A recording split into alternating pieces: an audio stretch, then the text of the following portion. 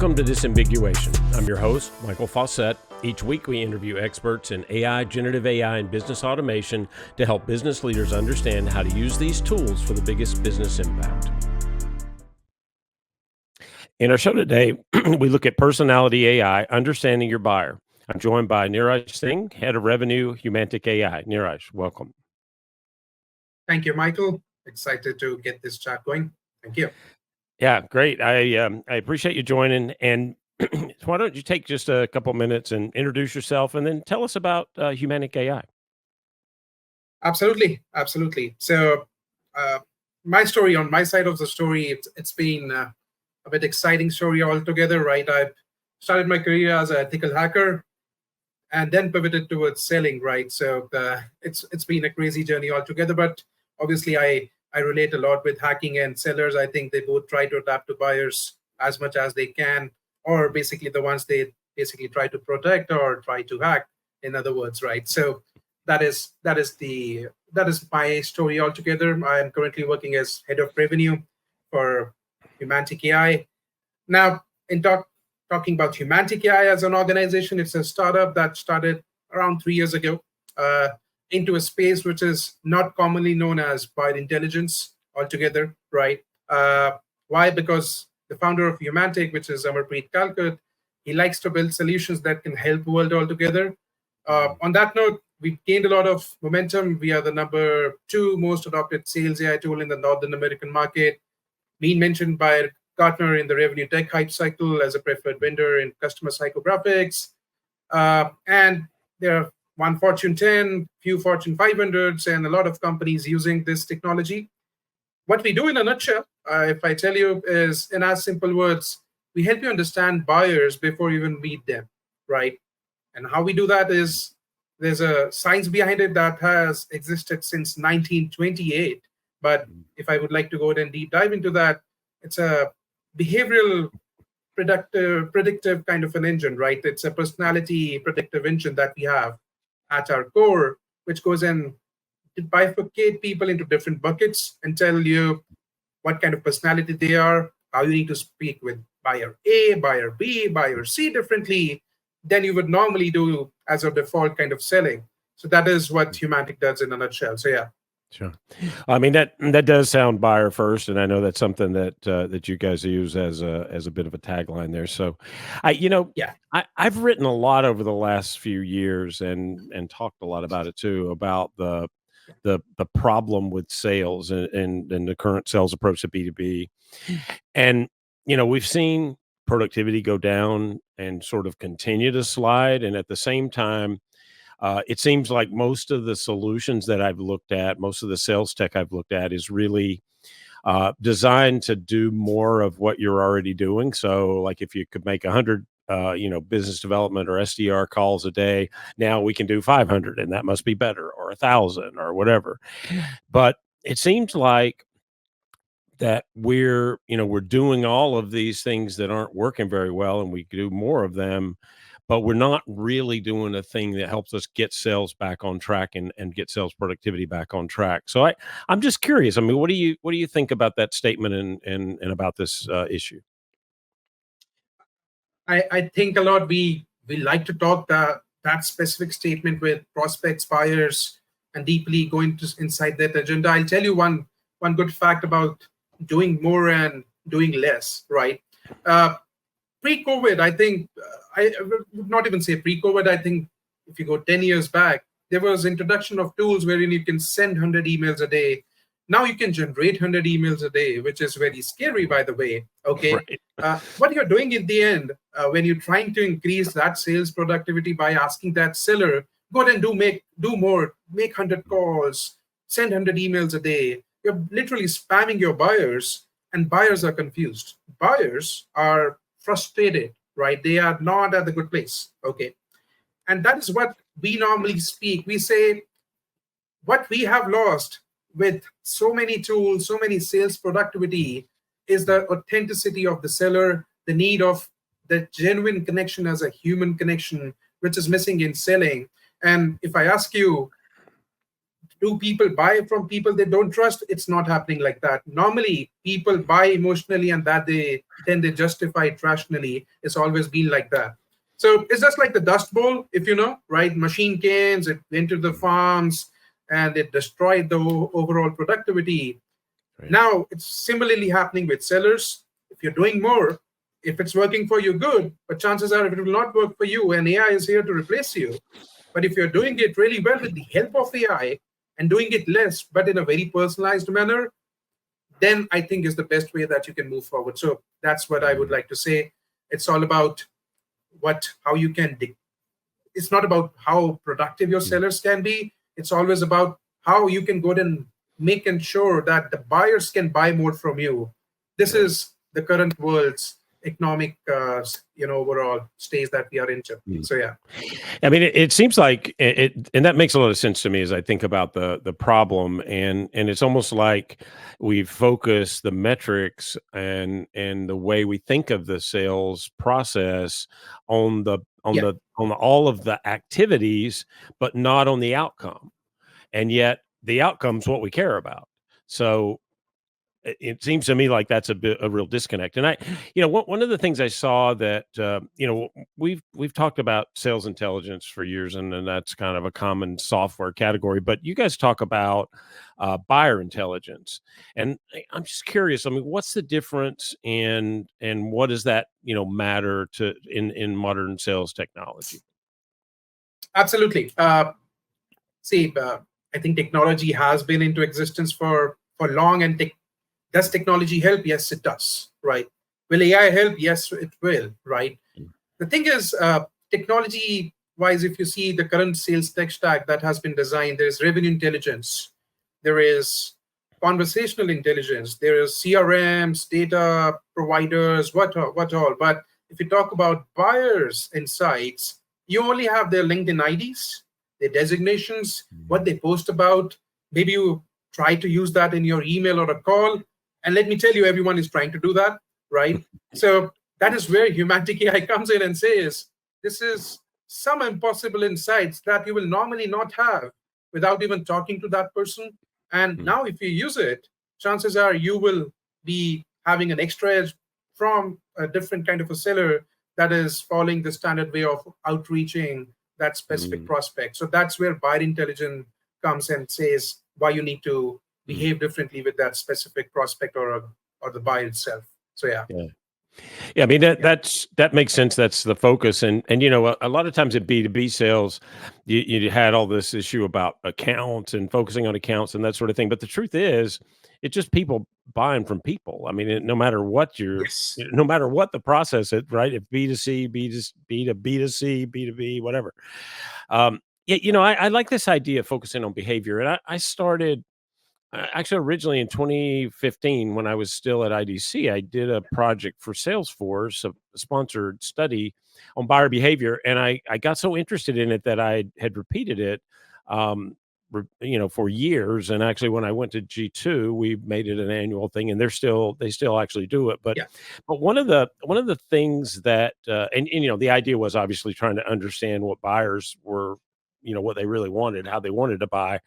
And one of the questions that I've asked every time, and in the last version I saw that they had done, it came out that 68% of buyers said that they would contact the seller once they made the decision. So kind of screws with your one loss, I think, right? If they don't Yes. call you unless they're buying from you, I guess that's it's kind of a problem.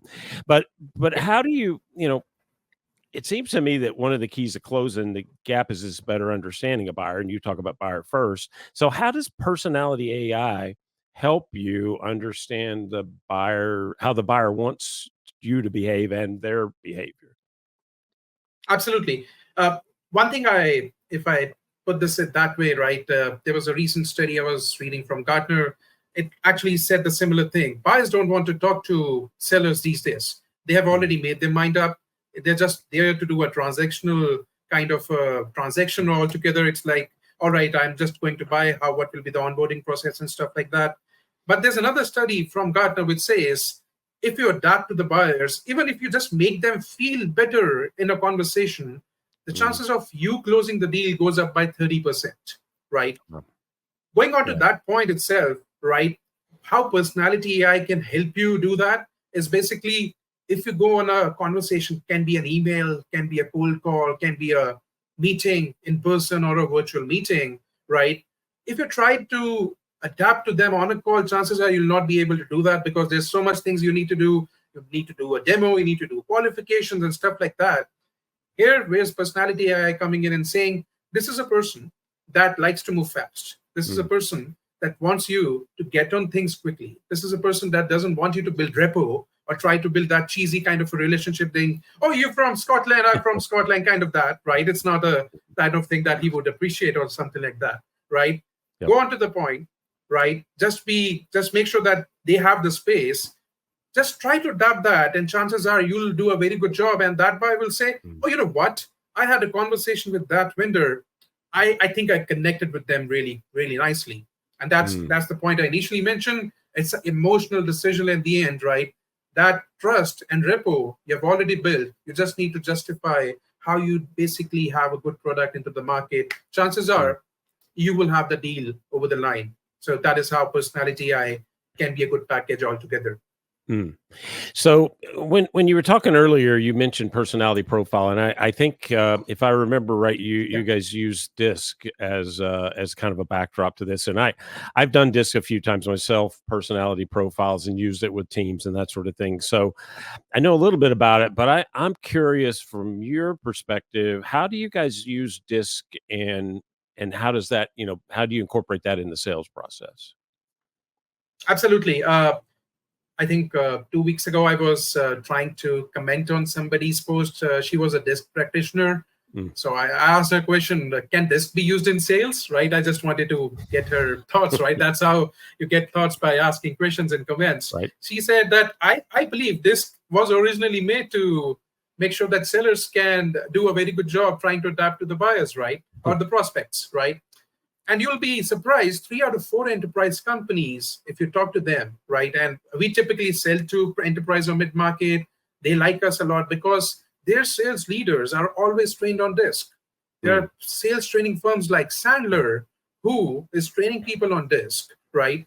And if you talk about the overall essence of why disk is very important, it's just that if you talk within your family, there are 4 people, you talk to them very differently. Why Mm. sellers are not doing that with their buyers, right? And Yeah. this can basically help you recognize who to target, when to target, how to target. Mhm.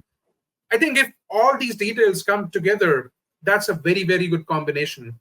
And that is how we use it. And there's enough validation into the science. It's been existing more than 50 years now, right? If I Right. would like to say it, right? And see, we work with certain companies. When they see us, they've been doing that disk internally by just assuming that this person will be this category.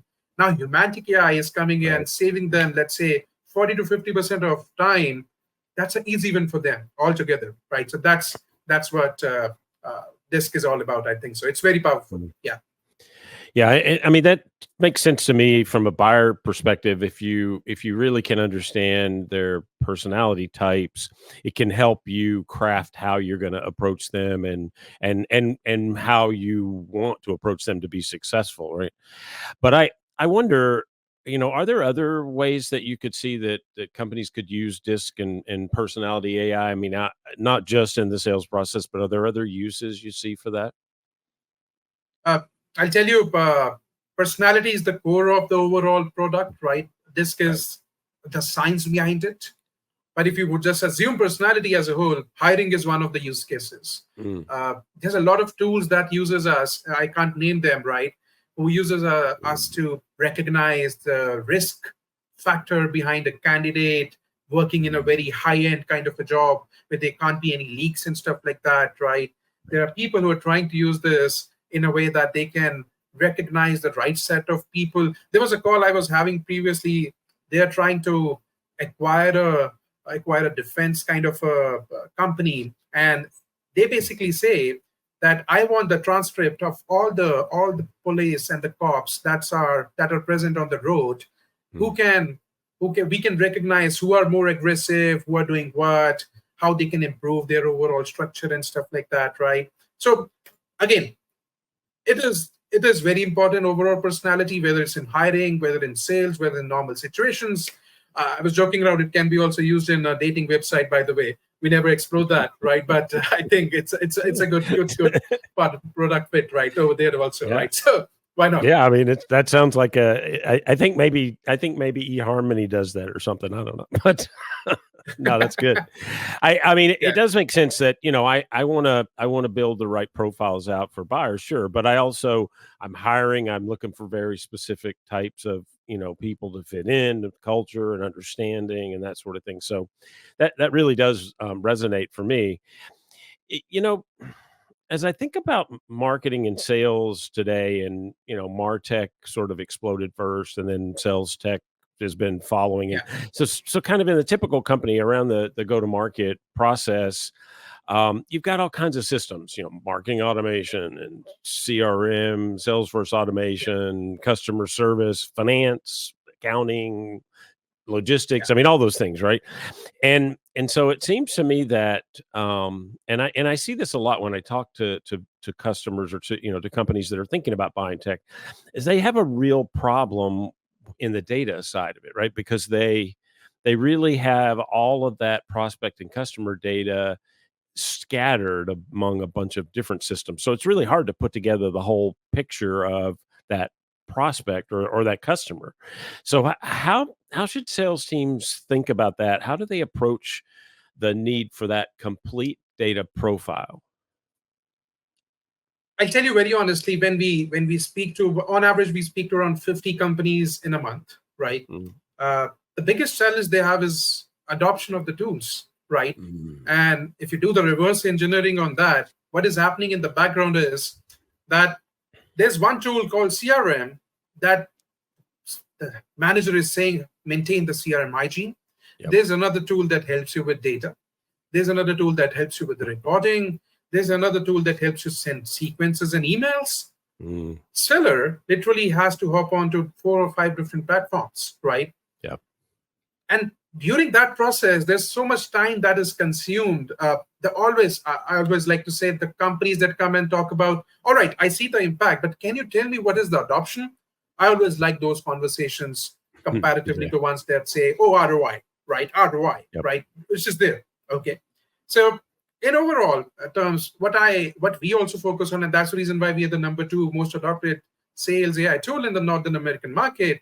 We focus on one very important metric altogether: is the seller should not adopt a tool that is disrupting their day-to-day workflow. The Mm, tool should be the part of their workflow. If we talk about AI, we talk about assistant, right? Or overall AI assistants, right? mm, It's not designed in a way that they need to do 5 different things to get one information. No, nothing like that.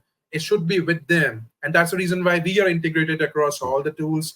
And if you mm, see also, most of the companies are consolidating their overall features, right? They are now, if you talk about Zoom Info or any other company, right? They started with yeah. something. Now they have all of the things that you can imagine of. Their HubSpot is acquiring companies, right? It's one single platform for all the usages, and that's the need of the hour, right? But if I talk about the complete buyer's profile, which I would like to speak about, I divide that into 2 different segments. That is the need of the company and the want of the buyer, right? Mm, If you want to do a very good kind of a deal in today's market, it's not easy to do a deal in today's market. Let me be honest, it's, I think, the right. worst market we are in, if not the bottommost market, right? Yeah. But a complete profile of the buyer is as like, you already know the account need. I think there's enough tools that can help you with intent data, what they're Mm, trying to look into, what they're like. For example, you mentioned G2, they do have that account intent yep. data, right? Yep. Then there's another tools that have also come in with what kind of things they care about, what is their ICP, what they sell, Mm, all those research documents that was prepared by a sales analyst with 5 hours of work can be done in literally 10 minutes now. Okay, mm, there are so yeah. many tools. Yep. One thing that is missing in the whole puzzle, as we all say, is the need of the buyer. How you can make sure that the buyer that is coming on the call, you can go inside their brain, their personal pain. If I'm the head of, let's say, RevOps, my pain is different from the CRO. My pain might be different from my SVP sales, right? Right. So how you can tap into their personal pain, and obviously because they're on a call to solve the company's problem, chances are they're not solving their own problem. It's a company's problem. It's their company-wide problem. If you're able to tap into their pain and combine it with the company's problem, that's the need of the account and the want of the buyer Mm. justified.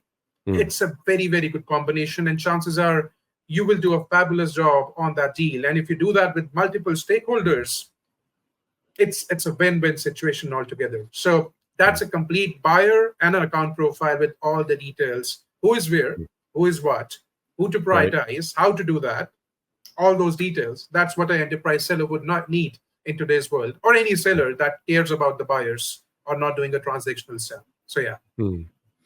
I mean, that ties in really well to talking about, the focus here is really about understanding the buyer, and buyer first, buyers, personality profiles, and that sort of thing, and back to that idea that we sell to people, not to a company. So Yeah. you have to understand them in the deal, and that makes sense. When you're talking about data, and I know there's been a lot of discussion around AI as well, and ingesting data and customer data, prospect data, and there's concerns. A lot of companies have concerns, and there's regulations about it in certain geographies too, like the EU. How do companies ensure data security and protect customer or prospect privacy when they're using these AI tools? I think because I come from an ethical hacking background, this is always a good Yeah. topic that I can surely give a lot of insights into. I think data has been always a questionable thing. When I talk about data privacy, how Mhm. to use data and stuff like that, they, it is not at the best of the places, but it has improved a lot now, right? If Right. you talk previously, the deals were done because somebody said, "I like this thing, just get it implemented." Now there's IT security review. They Mhm. ask you billions of questions, right? Like they're Yep. asking you so many questions, which is important, by the way, which I feel is an important thing, right?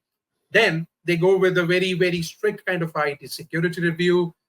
Uh, the deal cycles are stressed because of those IT security reviews, which sellers don't like. Actually, it's a month or two for a Fortune company just for those security Yeah. reviews. And even Yep. if they nail you down on one single point, and that's a point that you never imagined, the deal is gone, right? Right. But if I talk about Fortune companies, they have dedicated teams. They have so much data in their stories that they are liable for their customers. If that gets anyways exploited, they are at risk of losing, if not millions, if not thousands, millions of dollars, right?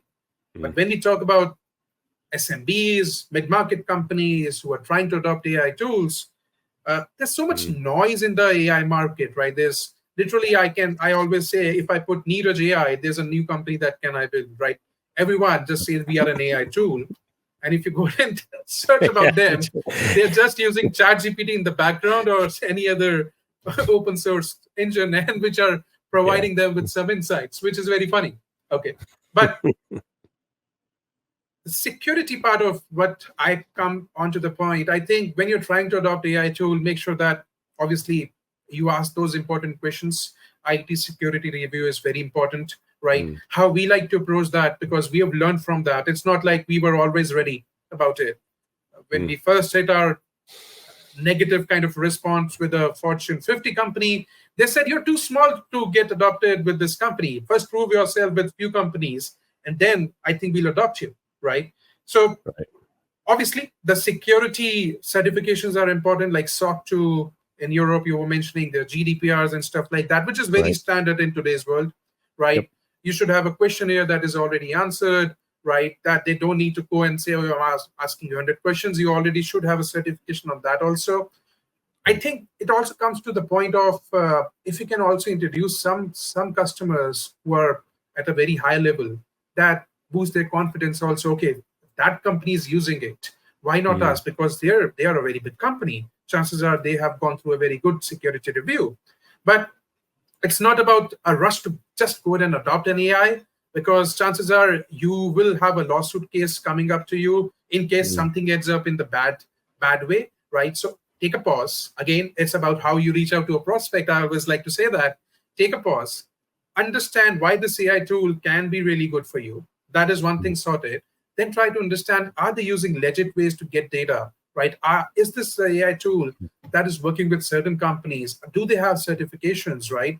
And as a seller, what I like to do is I share them initially only. I always know that they will come and ask me that, let's do the IT security review in parallel because it will save me time to do those deals, right? mm, Because chances are mm, once they say, oh, this is good, it's already done, right? So that's how you can combine as an AI company. But from mm. the buyer's perspective, I think it should be, if not the strictest, it should be strict. It should be really, really hard to get through that review in today's world. So yeah.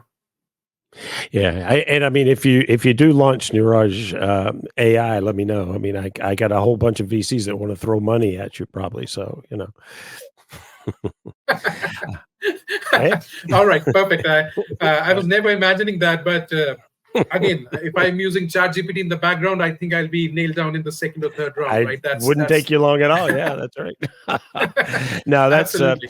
I mean, it is. I guess it does speak to the volume of of announcements and companies lately. Yeah, But the thing is that these are real world problems, and we're finally getting to the point when I talk to different AI companies where we're really looking at here is the thing that has big impact on what you're doing, right? I mean, we're talking about sales, we're talking about really working through this discovery process and really understanding your buyer, and that's a really different place than where we've been with a lot of sales tech over the last 15, 20 years. So, we talked a lot about these different, and I think the listeners will really understand this idea that understanding the buyer obviously extremely high priority, and we had discovery for years, and but it was kind of a step, and it's not really a step; it's really the whole process, and so, but where do you see? Because obviously AI changing fast, really fast. It's almost hard yeah. to keep up for people who do nothing but try to keep up. So I can imagine for companies it's even harder. But where do you see this going? What's the future of sales tech? I mean, even if we just said 2 or 3 years, or maybe 3 to 5 years, what do you see from from the evolution of these tools? Where are we going with this in sales? There are multiple ways where these AI tools are taking the buyer into. I think it's just like a highway. You have three options: either to go left or stay at the highway, or go right, or something around that, right? Uh, I The future of tech stack looks, for me, is very confusing, right? It's very Mhm. confusing because I speak to some company. They say that it's an AI SGR company that we are trying to adopt, and for us, it's a very big no go because is an Mhm. AI at the place that it can talk like humans? No, it's robotic. And chances are, Michael, if you're receiving a call from a AI bot, you will recognize it and you'll say, "Oh, it's an AI bot. I will not talk to them." Right in Right. future, and it will be easy. Okay. Now, can anyone recognize a ChatGPT email if not written smartly? Yes, they can. Right. It's Mhm. just like that. The second way that are very aggressively trying to adopt AI, which we normally talk to a lot, right? We're saying we have AI panels, they're discussing how to bring more AI, whether it's in any category, whether revenue intelligence, buyer intelligence, can be at any category, but they are trying to bring AI.